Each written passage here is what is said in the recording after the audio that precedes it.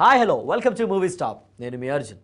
ఒక police officer, ఓ father, ఓ politician, ఓ faction leader, ఇలా ఎన్నో రకరకాల క్యారెక్టర్లు చేసి ప్రేక్షకుల మనసులు గెలుచుకున్న మోస్ట్ హ్యాపెనింగ్ ఆర్టిస్ట్ కోటేశ్వరరావు గారితో ఈరోజు మీ అందరి కోసం ఒక స్పెషల్ చిట్ చాట్.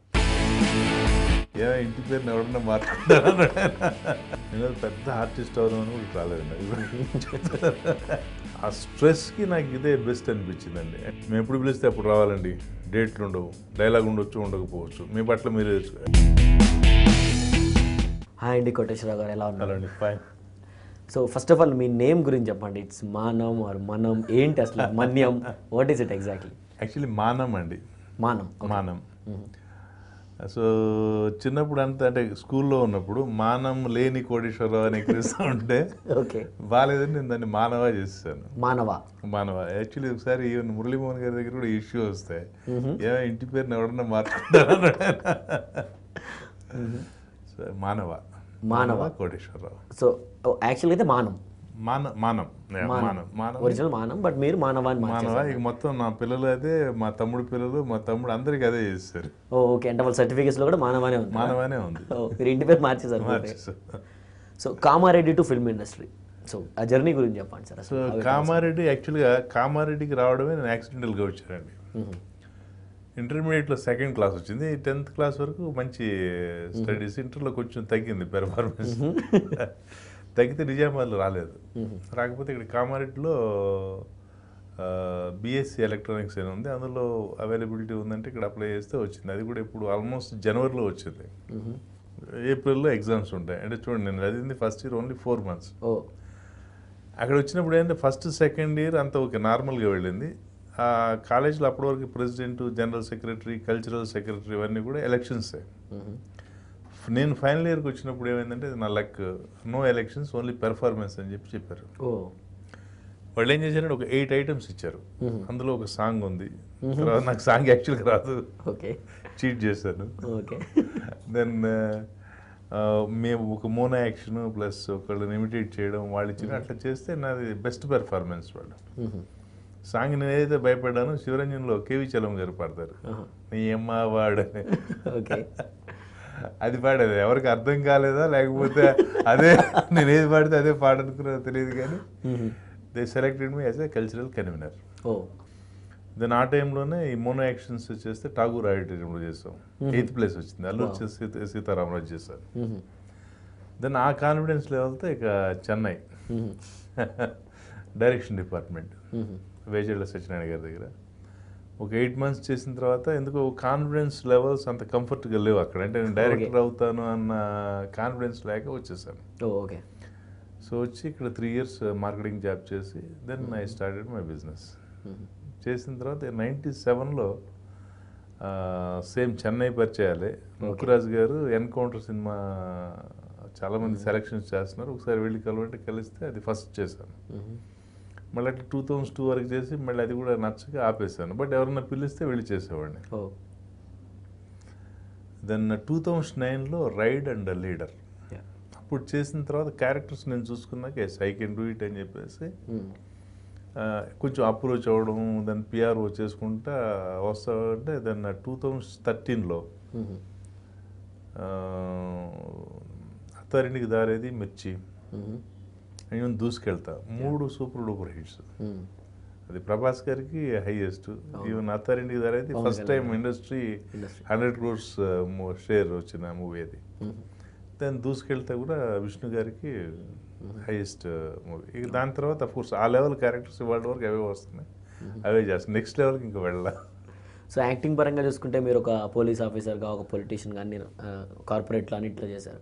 వాయిస్ కూడా మీరు చాలా base voice. So dubbing side ఎప్పుడన్నా ట్రై చేశారు సార్? వెళ్ళారా డబ్బింగ్ సైడ్ చేశారు? అంటే వేరే వాళ్ళకి డబ్బింగ్ చెప్పాను నేనంటే ఎవరు అడగలేదండి, నేను చెప్పలేదు. అడిగితే అప్పుడు చెప్పడానికి రెడీగా ఉన్నాను.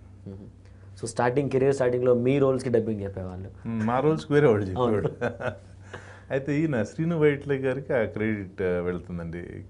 కింగ్ చేశాను. చేసినప్పుడు మీ వాయిస్ బాగుంది కదా, డబ్బింగ్ ఎవరు చెప్తున్నానంటే ఇప్పటివరకు నేను చెప్పలేదని నేను. అయితే నా సినిమాతో మొదలు పెట్టండి అని చెప్పేసి ఫస్ట్ నేను కింగ్ నా క్యారెక్టర్ నేను డబ్బింగ్ చెప్పుకున్నాను. సో మీరంటే లాంగ్ బ్యాక్ నుంచి ఇండస్ట్రీలో 97 నుంచి 97 right sir? Actually on and off 84లో డైరెక్షన్ డిపార్ట్మెంట్, 97లో ఇది, మళ్ళీ వెనక్కి వెళ్ళడం, ఇట్లా జరుగుతూ ఉందండి. సో కెరీర్ ఇప్పటిదాకా అప్పటి నుంచి ఉన్నారు. సో క్యారెక్టర్ ఆర్టిస్ట్గానే చేస్తూ ఉన్నారు, అంటే పెద్ద రోల్స్ ఏవి అంటే కంప్లీట్ రోల్స్. సో అలా ఎప్పుడైనా ఏదైనా బాధ అనిపించిందా? లేదండి, నేను ఎక్స్పెక్ట్ చేయలేదు. నేను యాక్చువల్గా మీకు ఫ్రాంక్గా చెప్పాలంటే నేను పెద్ద ఆర్టిస్ట్ అవుదామని కూడా ఇట్లా రాలేదండి. అది కూడా నేను ఎలా అంటే ఓకే, ఇప్పుడు నా బిజినెస్ ఉంది, బిజినెస్ పీక్ 22 crores చేశాను, ఇప్పుడు 11 crores ఈ సంవత్సరం చేసేది.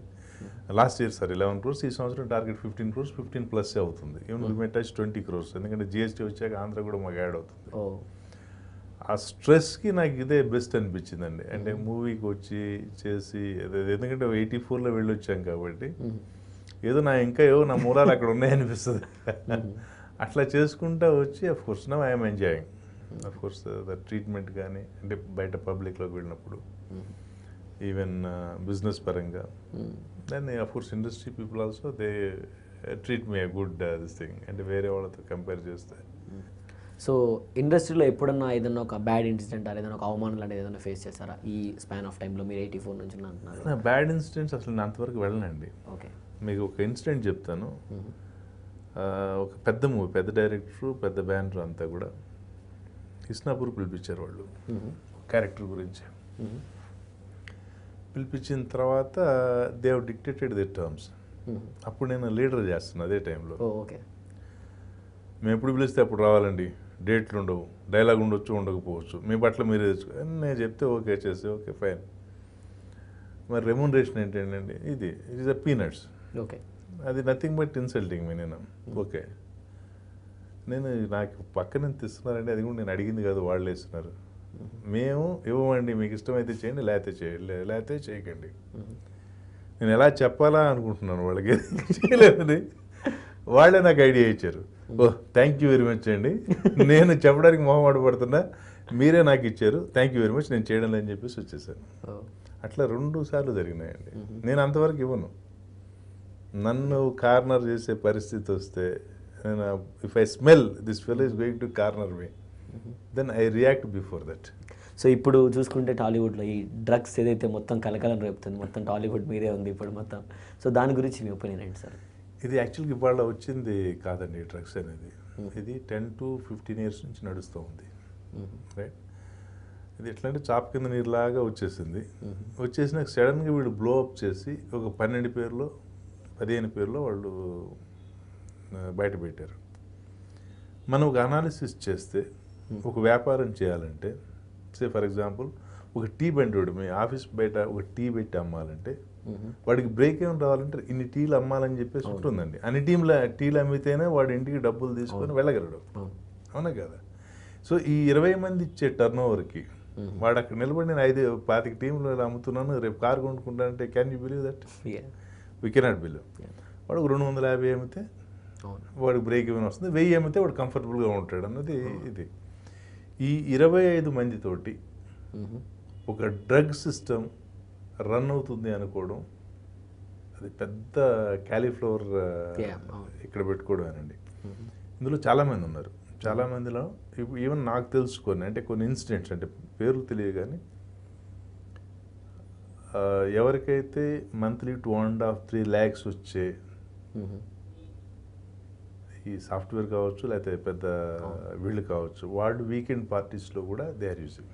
ఓకే, తెలుసు, ఇది ఓపెన్ సీక్రెట్ అందరికి కూడా. వీళ్ళతో పొలిటీషియన్స్ పిల్లలు ఉంటారు, బాగా డబ్బు సంపాదించిన వాళ్ళ పిల్లలు ఉంటారు. వీళ్ళందరినీ వదిలేసి ఈ 25 మందిని చూపించడం అనేది చాలా దారుణం అండి. ప్లస్ ఏదైనా ఇప్పుడు సపోజ్ నేను ఒక తప్పు చేస్తాను, తప్పు చేస్తే అది తప్పు దానికి ప్రూవ్ అయిన తర్వాత శిక్ష పడుతుంది, అవునా కదా? ఈ డ్రగ్ విషయంలో ఏంటి, ప్రూవ్ అవ్వాలా. ఇప్పుడు 25 ఎన్ని పేర్లు ఉన్నాయి, ఒక 25 ఉన్నాయా లేకపోతే 12 ఉన్నాయా పక్కన పెడదాం కాసేపు. అందులో కొంతమంది అయితే క్లీన్ చిట్తో బయటకు వస్తారు. ఓకే, వాళ్ళందరూ అయితే కాదండి, మనం చూస్తాం అది కూడా. కానీ శిక్ష ఏమైంది మొత్తం అందరికి ఇప్పటి నుంచి ఆల్రెడీ పడింది. ఎప్పుడైతే వీళ్ళు డ్రగ్ తీసుకున్నారని చెప్పేసి అనౌన్స్ చేశారో, ఇప్పుడు మీరున్నారు లేకపోతే నేనున్నాను, మన పేరెంట్స్ ఉంటారు, కట్టుకున్న వాళ్ళు ఉంటారా, పిల్లలు ఉంటారా, దాన్ని అట్లాగే మనతో ఉన్నవాళ్ళు అన్న తమ్ముడు చెల్లెలు ఎంతమందికి మెంటల్ ఎగానే పెట్టేసి టోటల్ వీళ్ళందరికీ కూడా వీళ్ళు పనిష్మెంట్ వేశారు. ఎగ్జాక్ట్లీ. పనిష్మెంట్ వేసి ఏం చేస్తున్నారు ఇప్పుడు నిన్న మొన్న నేను నెట్లో చూశాను వీళ్ళు కాకుండా వీళ్ళంతా ఉన్నారని చెప్పేసి వాళ్ళవి దాన్ని ఏమంటారు మన ఒక క్లూ లాగా కుటుంబ కథా చిత్రాలు నిర్మించే నిర్మాత ఇది నాకు గుర్తుంది. నేను అట్లాగే ప్రతి దానికి ఇచ్చి మళ్ళీ దానికి ఒక క్యారికేచర్ అంటే సపోజ్ నేను ఇలా ఉన్నాను బ్లాక్ షేడ్ వేస్తే నేను అంత ఫేమస్ కాబట్టి కాదు కాబట్టి గుర్తుపట్టకపోవచ్చు. కొన్ని ఫేమస్ అయిన ఫేసెస్ ఉన్నాయి మనం గుర్తుపట్టవచ్చు వాటిని. ఇప్పుడు అబ్దుల్ కలాం గారితో అమితాబ్ బచ్చన్ గారితో గీస్తే మనం గుర్తుపడతాం కదా, అట్లా వేసి అది కూడా చేస్తూ ఉన్నారండి. అవన్నీ కొంచెం ఇబ్బంది పెట్టే విషయాలు అవి. సో ఎందుకంటారు సార్, అంటే ఎందుకు హైదరాబాద్లో ఇంత అని, అంటే మేబీ అన్ని చోట్ల ఉండొచ్చు, సో ఈ మధ్య ఎందుకు ఇంత బయటకు వస్తుంటే what is the any reason that? ఆ రీజనే తెలియాలండి. ఇంకా రీజన్ యాక్చువల్గా మనకి తెలియదు. అది ఇన్ని రోజులు మేలకుండా ఉండి ఒకటేసారి వీళ్ళని చేసి చూపించడం అనేది it is nothing but A system failure. ఇప్పుడు మీకు ఇంతకుముందు ఏదైతే చెప్పానో 10-15 years నుంచి ఆ రోజు తీసుకుంటే ఇది వచ్చేది కాదండి. ఇవాళ మార్నింగ్ కూడా ఏదో పేపర్లో చూశాను, పిల్లలకి ఇచ్చే బిస్కెట్స్ కూడా డ్రాప్స్ వేసి అమ్ముతున్నారని. ఎంత దారుణం అంటే చూడండి, అది ఎక్కడి నుంచి ఎక్కడికి వెళ్ళింది. ఇప్పుడు హోల్సేల్ నుంచి సపోజ్ ఏమో డైరెక్ట్ సేల్ అంటే ఎవరికి కావాలో వాళ్ళకి తీసుకెళ్ళేవాడు, తర్వాత హోల్సేల్ లాగా ఎవడో ఒకరి దగ్గర దొరికితే వీళ్ళు అక్కడికి వెళ్ళి కొనుక్కునేవారు. ఇప్పుడు ఏమైంది, రిటైల్ లాగా అయిపోయింది. రిటైల్ అంటే మొత్తం మాస్ డిస్ట్రిబ్యూషన్. మరి ఇంతవరకు వెళ్ళే వరకు మనం ఎక్కడ ఉన్నాం? అటు గవర్నమెంట్ కావచ్చు, లేకపోతే మన మీడియా కావచ్చు, అందరి తప్పు ఉందండి ఇందులో. ఒకళ్ళని మనం బ్లేమ్ చేయడానికి లేదు. So when coming back to మూవీస్కి వచ్చేస్తే, సో మన ఈ క్యారెక్టర్ ఆర్టిస్టుల విషయంలో కూడా చూసుకుంటే అదర్ లాంగ్వేజ్ వాళ్ళు వచ్చి చేయటం జరుగుతుంది. సో అది ఎంతవరకు అంటే లోకల్ ఉన్న వాళ్ళకి అంటే తెలుగు భాష వాళ్ళకి ఎంతవరకు డిసప్పాయింట్మెంట్గా ఉంటుంది? అంటే ఈవెన్ క్యారెక్టర్ ఆర్టిస్టులు కూడా అదర్ లాంగ్వేజ్ నుంచి తెచ్చుకుంటున్నారని, సో అది ఎంతవరకు అవసరం అంటారు? ఒక హీరో కమెడియన్ తప్ప మిగతా అన్ని అదర్ లాంగ్వేజెస్ నుంచి వచ్చేసారండి. మీరు చూడండి, హీరో లేరు. కొన్ని సినిమాలు హీరోలను కూడా తీసుకొస్తున్నారు, తమిళ వాళ్ళు చేస్తూ ఉన్నారు. వాళ్ళు తప్ప మిగతా అన్నిట్లో కూడా అదర్ లాంగ్వేజెస్ వాళ్ళు వచ్చారు. అంటే ఇక్కడ టాలెంట్ లేక కాదు, తయారు చేసుకునేంత పేషెన్స్ లేదండి. ఇప్పుడు ఎట్లా అంటే ఫర్ ఎగ్జాంపుల్ మీరు ఒక సినిమా డైరెక్ట్ చేయాలి. ఓకే, సినిమా డైరెక్ట్ చేయాలంటే ఇంతకు పూర్వం అయితే నేను పనిచేసినప్పుడు ఫస్ట్ ప్రొడ్యూసర్ని అప్రోచ్ అయ్యి, ప్రొడ్యూసర్ ఓకే అంటే ఓకే దీనికి ఎవరెవరు ఏంటి అంటే అప్పుడు నెక్స్ట్ హీరో ఎవరు, హీరోయిన్ ఎవరు, ఇవన్నీ ఉండే. ఇప్పుడు ప్రొడ్యూసర్ ఏమంటాడు, ఓకే నేను ఇంత బడ్జెట్, ఫస్ట్ బడ్జెట్ చెప్పు, బడ్జెట్ చెప్పాలి. ఇది యాక్చువల్గా ప్రాక్టికల్గా నేను ఒక అప్కమింగ్ డైరెక్టర్తో ఉన్నప్పుడు జరిగిన ఇన్సిడెంట్ అండి మీకు చెప్తుంది. బడ్జెట్ ఓకే, స్టోరీ కూడా ఓకే, మరి హీరో నువ్వు ఎవరిని ఓకే చేసుకుంటున్నావు? నువ్వు హీరో డేట్స్ తెచ్చుకో, సో ఫస్ట్ ఫలానా హీరోస్, దెన్ మాట్లాడదామని చెప్పేసి వస్తున్నారు. సో హీరో డేట్స్ ఇచ్చేసిన తర్వాత సపోజ్ హీరో వచ్చేసి ఆగస్ట్ 1 నుంచి మొదలు పెట్టాలి అన్నాడు అనుకుందాం మనం. ఇప్పుడు అక్కడ వస్తుంది ప్రాబ్లం.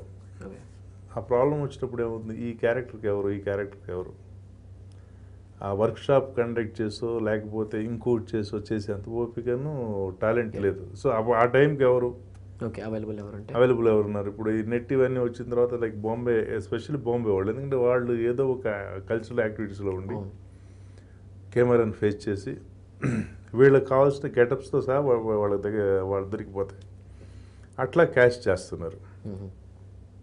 సో అది కొంచెం వీళ్ళు ఆలోచిస్తే డెఫినెట్గా మన వాళ్ళు కూడా చేయగలరండి. ప్లస్ చేసిన తర్వాత కూడా ఏమవుతుంది, మీరు వాళ్ళు బయట నుంచి వచ్చిన వాళ్ళు కూడా కంటిన్యూ అవుతున్నారంటే లేదండి, ఒక 3-4 ఒక చేస్తున్నారు. లైక్ షాయిజీ సిండే అతను ఓన్ వాయిస్, ముఖేష్ రుచి వీళ్ళు తప్పితే మిగతా వాళ్ళంతా వచ్చి ఒక సీజనల్ దీనిలాగా సీజనల్ ఫ్రూట్ లాగా వచ్చేసి వెళ్ళిపోతూ ఉన్నారు. మళ్ళీ నెక్స్ట్ సీజన్కి నెక్స్ట్ ఫ్రూట్ వస్తుంది. అదే వాళ్ళు కూడా పర్మనెంట్ లేరు. అదే మన ఆర్టిస్ట్ కోటా గారు ఉన్నారు, ఎప్పటి నుంచో చేశారు. బికాస్ ఆఫ్ ఏజ్ ఆయన స్లో డౌన్ అయ్యారు తప్పితే ఫేడ్ అవుట్ కాలేదు. ఇప్పుడు రావు రమేష్ గారు ఉన్నారు. రావు రమేష్ ఈ will do up to 70th year. అది అట్లా. సో అది మన వాళ్ళని చేసుకుంటే కనుక డెఫినెట్గా అది ఇండస్ట్రీకి ప్లస్ అవుతుంది.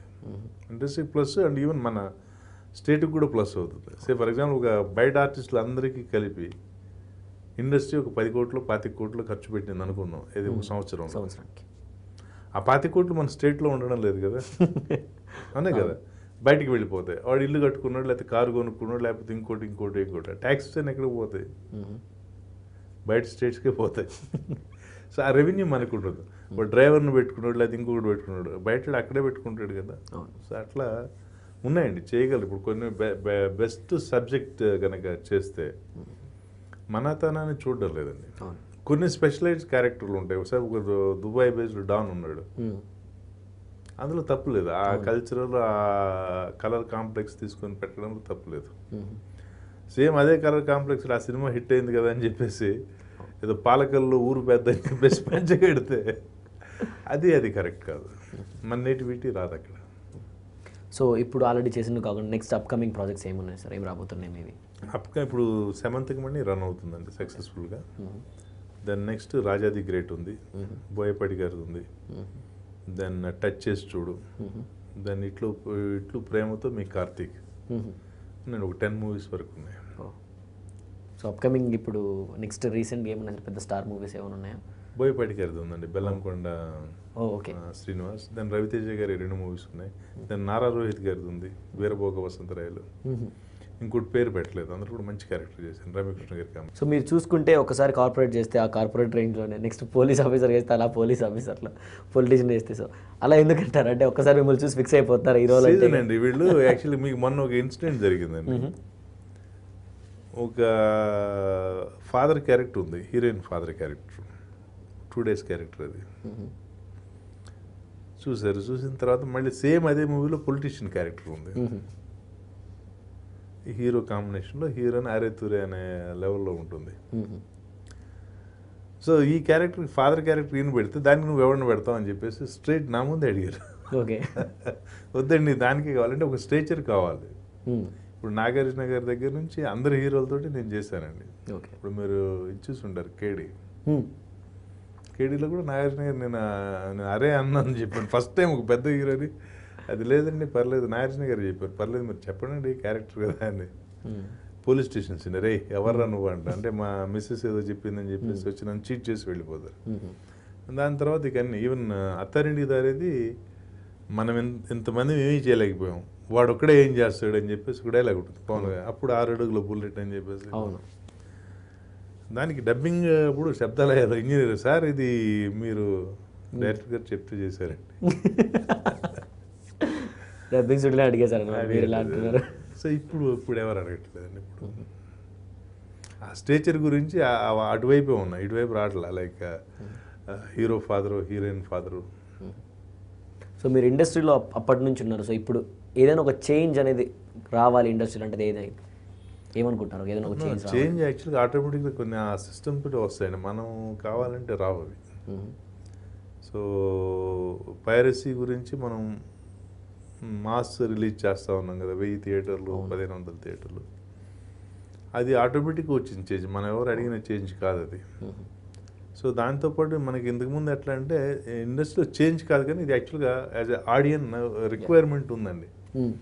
ఇప్పుడు మనం అప్పుడు సపోజ్ బాబు గారి సినిమాలు ఒకలా ఉండే, విశ్వనాథ్ గారి సినిమాలు ఒకలా ఉండే, దాస్ గారి సినిమాలు ఒకలా ఉండే, కేసరి దాస్ గారివి. దెన్ దాసనారాయణరావు గారి ఒకలాగా, దెన్ రాఘవేంద్రరావు గారి ఒకలాగా, నెక్స్ట్ మన కోదండరామిరెడ్డి గారు 80sలో వచ్చారు. ఆయన ఎవరి ఇది వాళ్ళకు ఉండే, ఇప్పుడు వాళ్ళ ఆ ఛాయిస్ లేదండి, ఆడియన్స్కి ఆ ఛాయిస్ లేదు. మొత్తం అంతా ఒక దాంట్లోనే వెళ్తున్నాయి. ఏమైనా వచ్చినా కూడా నెగ్లిజిబుల్. లైక్ శతమానం భవతేమో ఈ మధ్య వచ్చింది చూడండి, అట్లా ఒక జోనర్ ఒక ఈ డైరెక్టర్ ఇలాంటి సినిమా ఉంటుంది. శేఖర్ కమల్ గారు ఆయన మార్క్ నడుస్తూ ఉంది. మార్క్ నడిచినదంటే సంవత్సరానికి ఒక సినిమా వస్తే సరిపోదండి, అది సినిమాలు పెరగాలి. యాక్చువల్గా ఒక చేంజ్ రావాలంటే మీరు అడిగినట్టు హీరోస్ నెంబర్ ఆఫ్ మూవీస్ ఎక్కువ చేస్తే ఇండస్ట్రీకి మంచి రోజులు వస్తాయండి, ఇండస్ట్రీకి ఆర్టిస్టులు కూడా. ఫర్ ఎగ్జాంపుల్ నారా రోహిత్ గారివి జనవరి నుంచి ఇప్పటివరకు నేను 4 సినిమాలు చేశానండి.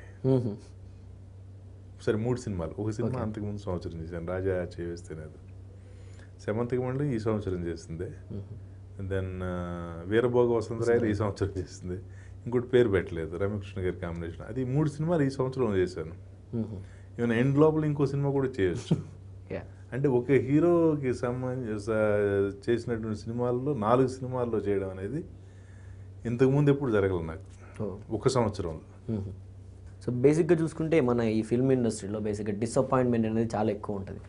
సో దాని గురించి ఏం చెప్తారు సార్? అంటే హౌ టు ఓవర్కమ్ దాట్?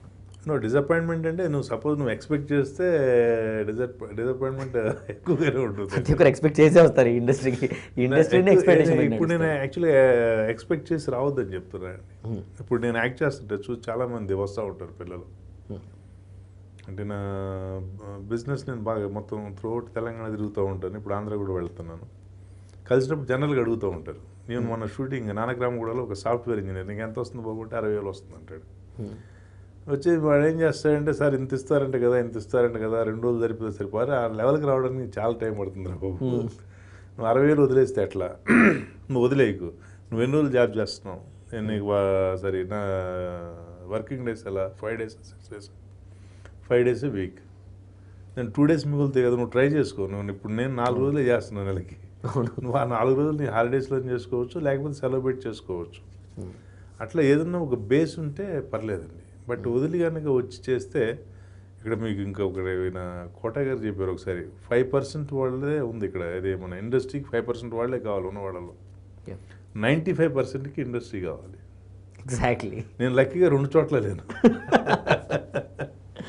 ఇండస్ట్రీకి నేను అక్కర్లేదు, అంటే 5%లో లేను నేను. దెన్ అలా 95%లో కూడా అరే ఇండస్ట్రీలో రేపు నన్ను ఎవరు పిలవకపోతే ఎలా, సో నేను ఇంటి అది కట్టలేను, లేకపోతే నేను ఇది కట్టలేను, అక్కడ లేను. నాకు నేను సరదాగా తీసుకు ఆ రెండిట్లో వచ్చినప్పుడు ఈ ఫస్ట్ 95% ఉంటే మాత్రం చాలా ఇబ్బంది. నీకు 5% కాన్ఫిడెన్స్ ఉందంటే అక్కడికి వెళ్ళొచ్చు, లేకపోతే ఇక్కడ. ఫర్ ఎగ్జాంపుల్ మీకు చాలామంది చెప్తారండి, వీళ్ళు మన బొమ్మని రాణి గారు, ఆయన గురించి మీకు తెలిసే ఉండి, ఆయన 44 yearsలో యాజ్ ఆర్టిస్ట్ ఎంటర్ అయ్యారు. ఆయనకి యాడ్ ఏజెన్సీ ఏదో సమ్ బిజినెస్ ఉంది.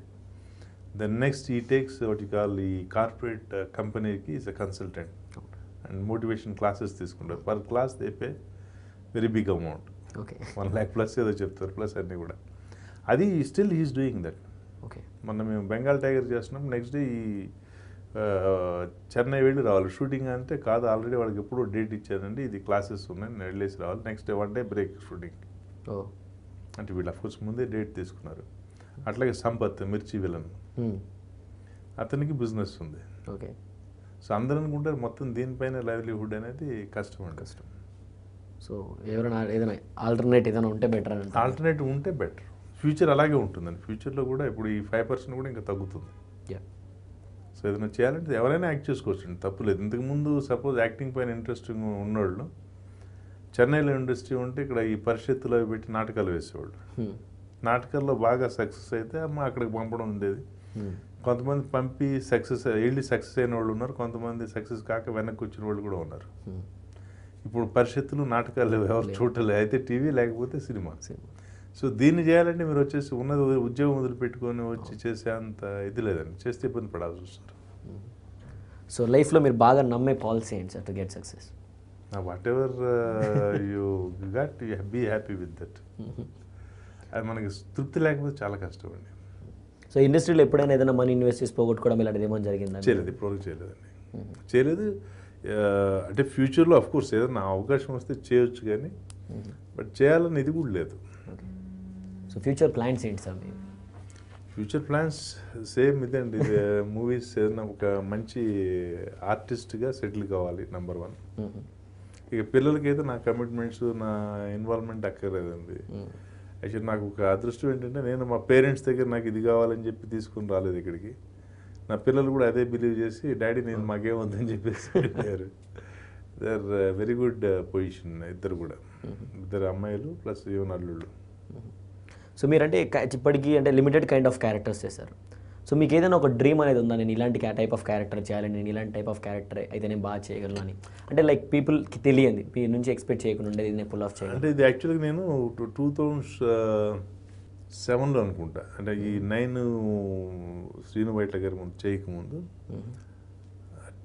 టీవీ సీరియల్ గురించి ఒక 110 episodes వచ్చేట్టు ఒకటి చేసాం. అదేంటే ఓల్డ్ ఏజ్ హోమ్ ఉంది, కనెక్టెడ్ టు ది క్రైమ్. అది ఎవరు చేస్తున్నారని తెలియదు. ఒక 60 years ముసలాయన చేస్తూ ఉంటాడు. అది ఎందుకు చేస్తాడని తర్వాత రివీల్ చేస్తాం. అది దాని తర్వాత ఎప్పుడైతే టీవీకి వెళ్తే అందరూ బాగుంది, దీనికి నోటెడ్ క్యారెక్టర్ కావాలంటారు. నేను లేదు, నేను చేస్తానంట. దానికి ఒక పిఆర్ఓ ప్లస్ ఒక మనిషిని పెట్టి ఒక ఇన్వెస్ట్ చేసి కొంత అమౌంట్ అంటే ఓన్లీ అంటే ఎవరికి ఇచ్చింది కదా అని దీనికి తర్వాత దాన్ని వద్దని చెప్పేసి మూవీకి చేసాం. ఆ క్యారెక్టర్ ఒకటి చేయాలనుకుంటుందండి. సో ఆ టైప్ ఆఫ్ క్యారెక్టర్స్. ఆ type of character. So direction డిపార్ట్మెంట్లో ఒక 8 months ఐ థింక్ మీరు వర్క్ చేశారు, నేర్చుకున్నారు అనమాట. సో ఫ్యూచర్లో ఏమైనా డైరెక్ట్ చేసే ప్లాన్స్? ఇప్పుడు నా ఏజ్ కూడా సపోర్ట్ చేయదు, బికాజ్ ఇప్పుడు అంతా యంగ్ జనరేషన్ అండి. వాళ్ళతోటే ఎంజాయ్ చేయాలి. చాలామంది ఎట్లంటే లైఫ్ అందులోనే చేసిన వాళ్ళు ఉన్నారు. వాళ్ళతో చేయించడం బెటర్, కానీ నేను వెళ్ళి అందులో చేసే సమస్య లేదు. సో బట్ ప్రొడ్యూసర్గా అయితే ఏమైనా ఛాన్స్ ఇస్తారు మరి? ప్రొడ్యూసర్గా ఉంటే ఏదైనా ఆలోచించండి. ప్రొడ్యూసర్ ఏంటి ఇప్పుడు ఇందాక చెప్పాడు మా ఫ్రెండ్ వీళ్ళు ఉన్నారు, అవునవును. అట్లా ఎవరన్నా తోస్తే తప్పితే రావడం. అంటే మీకు ఇండస్ట్రీ గురించి ఒక కంప్లీట్ ఐడియా ఉంది కాబట్టి, బికాస్ మేబీ అవుట్ సైడ్ వాళ్ళకి యాజ్ అ ప్రొడ్యూసర్గా టర్న్ అవుట్ అయినప్పుడు వాళ్ళకి అంత ఐడియా ఉండకపోవచ్చు, అంటే హౌ ఇండస్ట్రీ వర్క్స్, ఏంటి, ఎక్కడ లాస్ అవుతుంది, ఎక్కడ. సో మీరు ఆల్రెడీ 84 నుంచి చూస్తున్నారు కాబట్టి ఇప్పటిదాకా. So is there any like kind of chance that మీరు ఏదైనా చేసి ఎంకరేజ్ చేయడానికి ఒక ఫ్రెష్ టాలెంట్ని కానీ అలా?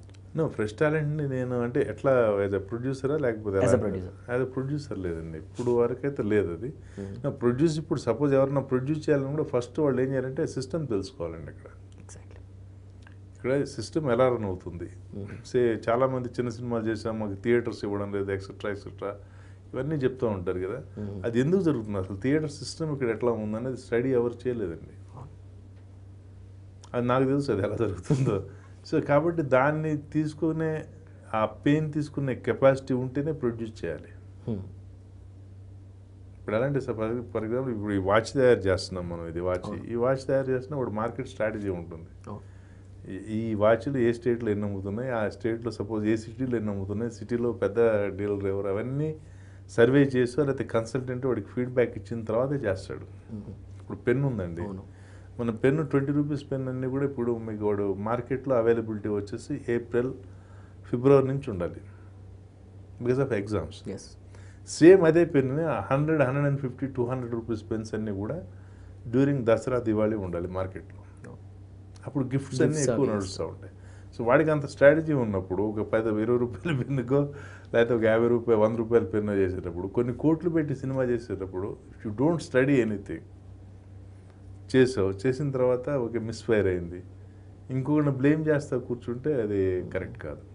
అండ్ ఈ కల్చర్ కూడా ఎంతవరకు కరెక్ట్ సార్? అంటే లైక్ ఈ థియేటర్స్ అన్ని కొందరి చేతుల్లో ఉండటం, కొందరు డిస్ట్రిబ్యూటర్లు కానీ వాళ్ళ చేతుల్లో ఉండటం, సో చిన్న సినిమాలకి చాలా పెద్ద డ్యామేజ్ అవుతుంది అనేది బయట టాక్. సో దీని గురించి మీరు ఏమంటారు? లైక్ థియేటర్స్ యాక్చువల్గా థియేటర్స్, మా తాతయ్యకి థియేటర్ ఉందండి బోధనలో. వాళ్ళు స్టార్ట్ చేసిన ఫస్ట్ ఇయర్ సెకండ్ ఇయర్ మీరే రన్ చేయండి బ్రహ్మాండంగా వస్తాయని చెప్పి స్టాటిస్టిక్స్ ఇచ్చారు.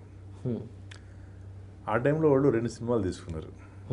సిసింద్రి మీకు తెలుసు కదా, hit cinema, Akhil first child చేసింది, ఇంకోటి ఘటోత్కచుడు అనుకుంటా. 2 సినిమాలు 1 మంత్ గ్యాప్లో, 1 మంత్లో వచ్చింది, అయితే ఈ మంత్ ఇదైతే నెక్స్ట్ మంత్ ఇది వచ్చింది తెలియదు, కానీ 2 సినిమాస్ తీసుకుని 2.5-3 lakhs ఆ రోజుల్లో పోగొట్టుకున్నారు వాళ్ళు. సో థియేటర్ రెంట్ కూడా రాని పరిస్థితి వాళ్ళు రన్ చేస్తే. అప్పుడు మాకు వద్దు అని చెప్పేసి they have given for rent. Okay. So ఇప్పుడు అన్ని థియేటర్లు అదే పరిస్థితి అండి. ఎందుకంటే ఇప్పుడు థియేటర్ కాంపిటీషన్ వల్ల కావచ్చు, లేకపోతే ఇప్పుడు అవగాహన రాహిత్యం కావచ్చు, సినిమా కావాలి, సినిమాకి రన్ కావాలి, సినిమా లేకుండా ఖాళీకి అయితే ఉంచలేరు కదా. సో ఆ టైంలో వాళ్ళు వెళ్తే ఆ theatres owners are not able to run.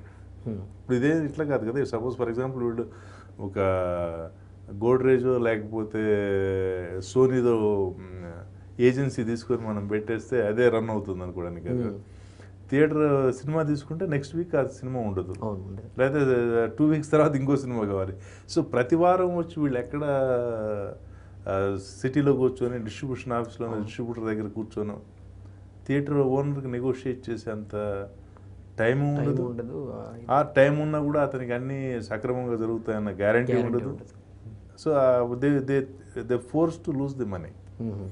అందుకని చెప్పేసి వాళ్ళకి ఏంటి ఆల్టర్నేటివ్ ఏంటి, మినిమం గ్యారంటీ మనకి వారానికి ఇంత వస్తే పర్లేదని చెప్పేసి ఇస్తున్నారు. ఓకే, అది ఎవరి దగ్గర ఉంటుంది ఏంటి అన్నది తెలియదు. సో వాళ్ళు ఏంటి ఒక 50,000 ఎంతో రెంట్ వాళ్ళకి ఇస్తే, వీళ్ళు సపోజ్ ఇంకో థియేటర్ రన్ అయినప్పుడు 50,000, 70,000 వీళ్ళ మార్జిన్ కూడా పెట్టుకుని వాళ్ళకి కొత్త సినిమాకి ఇస్తారు. అది తప్పు లేదండి అందులో. ఇప్పుడు మీరు చేసినా సర్వైవ్ కావాలంటే అదే చేయాలి, నేను చేసినా అదే చేయాలి. అయితే చిన్న సినిమా అంటే ఇప్పుడు ఎలా అంటే మీకు కొన్ని సినిమాలు, ఒక సినిమాకి నేను యాక్చువల్గా లీగల్ అగ్రిమెంట్ డ్రాఫ్ట్ చేసేటప్పుడు నేను ఉన్నాను. ఓకే. సినిమా తీశారు, ఆ సినిమా పేరు చెప్పను మీకు అన్నారు, అన్నశ్రీ బాబు ప్రొడ్యూసర్ ఇబ్బంది పడతాడు. ఓకే.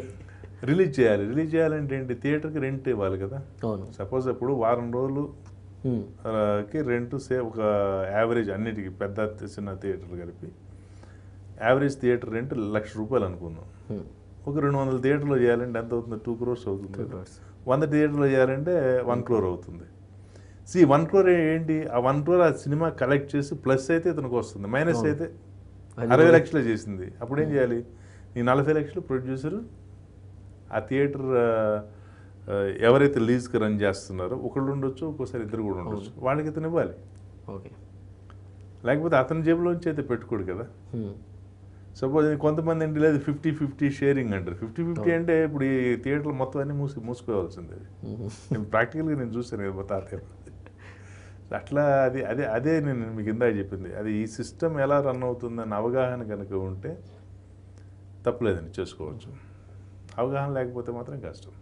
సో మీరైతే మొత్తం అన్ని చూసారన్నమాట, యాక్టింగ్ సైడ్, డైరెక్షన్, అన్ని డిపార్ట్మెంట్స్లో మీకు ఏమేమి జరుగుతున్నాయి. కప్ ఆఫ్ టీ కాదు, బట్ లోపల ఇదైతే ఉంది కాబట్టి సో గైడ్ చేయొచ్చు, హెల్ప్ చేయొచ్చు, తప్పలేదండి. మీకు అంతెందుకండి, ఇప్పుడు నేను చేసినప్పుడు నేను పీక్ బిజినెస్ 22 crores అప్పుడు సింఫనీ ఎయిర్ కూలర్స్ తెలుసు కదా. తెలుసు. సింఫనీ ఎయిర్ కూలర్స్ వారు నాకు 1 week నన్ను మొత్తం అహ్మదాబాద్ నుంచి వచ్చి కూర్చొని ఎందుకు తీసుకో రీజన్ చెప్పమన్నారు. నేను కూలర్ నాకు వద్దంట, కూలర్ బిజినెస్ వద్దంట. కూలర్ ఒకటి, మొబైల్ ఒకటి నేను ఇప్పటివరకు నేను టచ్ చేయలేదండి. ఆ బిజినెస్లోకి వెళ్ళను కూడా. ఎందుకంటే రీజన్ ఇట్లా, కూలర్ ఎట్లా ఉంటుందంటే కూలర్ బిజినెస్ చాలా ట్రిక్కీ బిజినెస్. అది కూడా మన సినిమాకి కొంచెం ఇది ఉంటుంది. కూలర్కి సినిమా ఇంట్రెస్టింగ్. వాళ్ళు ఎట్లా అంటే సినిమాకి అడ్వాన్స్ ఇచ్చినట్టే కూలర్కి వాడు అడ్వాన్స్ ఇస్తే వాడు ఒక రేట్ ఇస్తాడు. సో 5,000 కూలర్ నేను అడ్వాన్స్ ఇచ్చాను, నాకు 4,000కే వస్తుంది. మీరు సీజన్లో కొంటే మీకు 5,000కి వస్తుంది. ఓకే. నాకు ₹1,000 ఎక్కువ, అంటే 25% మార్జిన్ మీ పైన ఉంది, బాగానే ఉంటుంది. బట్ టప్ అని వర్షాలు పడ్డాయి అనుకోండి మధ్యలో, లేకపోతే హీట్ పైకి రాలేదు, ఈ గోడౌన్ ఉండిపోతాయి. నెక్స్ట్ ఇయర్ సీజన్కి అమ్ముకోవాలి. నెక్స్ట్ ఇయర్ సీజన్కి నో గ్యారంటీ, అది ప్రైస్ డ్రాప్ అవుతుందా, ఇదే ప్రైస్ ఉంటుందా, లేకపోతే కొత్త మోడల్ వస్తుందా, ఇట్లా. ఈవెన్ సెల్ ఫోన్స్ కూడా అంతే, జస్ట్ 3% మార్జిన్తో ఆపరేట్ చేయాలి వాటిని. As a wholesaler, not talking ఇప్పుడు రీటైలర్. నేను చేసేది హోల్సేల్ వ్యాపారం కదా. అది ఇప్పుడు ఎప్పుడు ప్రైస్ డ్రాప్ అవుతుందో తెలియదు. ఈ కంపెనీలు ఏం చేస్తారంటే ఒక డేట్ ఇచ్చేస్తారు, ఈ డేట్ నుంచి ప్రైస్ డ్రాప్ అవుతుంది, ఆ లోపల నువ్వు స్టాక్ లిక్విడేట్ చేసుకో, మిగిలిపోతే మాకు సంబంధం లేదు. సో అట్లా ఇవన్నీ చూసి హ్యాపీగా సేఫ్గా మాడుతున్నారు. సో ప్యాషన్ వదలకుండా ప్యాషన్ చేసుకుంటున్నాయండి అది. సో ఓకే సార్, ఇప్పుడు ఏదైనా నెక్స్ట్ అప్కమింగ్ రావాలనుకుని ఇండస్ట్రీలోకి బయట వెయిట్ చేస్తున్న వాళ్ళు కానివ్వండి, ఆర్టిస్ట్ రావాలనుకున్న వాళ్ళకి, సో మీరు ఏం సలహాలు ఇస్తారు సార్? ఎప్పటి నుంచి ఆర్టిస్ట్ వాళ్ళకి ఒకటే అండి, వాళ్ళు first they should have their own source of income. Day to day కానీ మంత్లీ కమిట్మెంట్స్కి రీచ్ అయ్యేది ఉండి దాన్ని ట్రై చేసుకోవడం తప్పలేదండి. వాళ్ళు ఎట్లా అంటే ఇంతకు పూర్వం మనకి అవకాశం రావాలంటే చాలా కష్టం. 84 ఆ టైంలో అవకాశం వస్తే వాళ్ళకి నిలబడి దాన్నే ఆ ఇండస్ట్రీలో ఉండే ఛాన్సెస్ కూడా ఎక్కువ. ఇప్పుడు అవకాశం రావడం ఎంత తేలికో మళ్ళీ బయటికి నెట్టివేయడం కూడా అంతే తేలిక, నిలబెట్టుకోవడం కూడా అంతే ఇది కష్టం. Right sir, it's really nice talking with you. చాలా బాగా అనిపించింది, చాలా విషయాలు అంటే 84 నుంచి ఇప్పటిదాకా ఆ చేంజెస్ మొత్తం చాలా బాగా షేర్ చేస్తున్నారు. Thank you so much sir, and మీ ఫ్యూచర్ ప్రాజెక్ట్స్కి all the best sir. Thank you so much sir. ఇంటి పేరుని ఎవరన్నా మార్చుకుంటారా? నేను పెద్ద ఆర్టిస్ట్ అవుదామని కూడా రాలేదండి. ఆ స్ట్రెస్కి నాకు ఇదే బెస్ట్ అనిపించిందండి. మేము ఎప్పుడు పిలిస్తే అప్పుడు రావాలండి, డేట్లు ఉండవు, డైలాగ్ ఉండొచ్చు ఉండకపోవచ్చు, మీ బట్టలు మీరే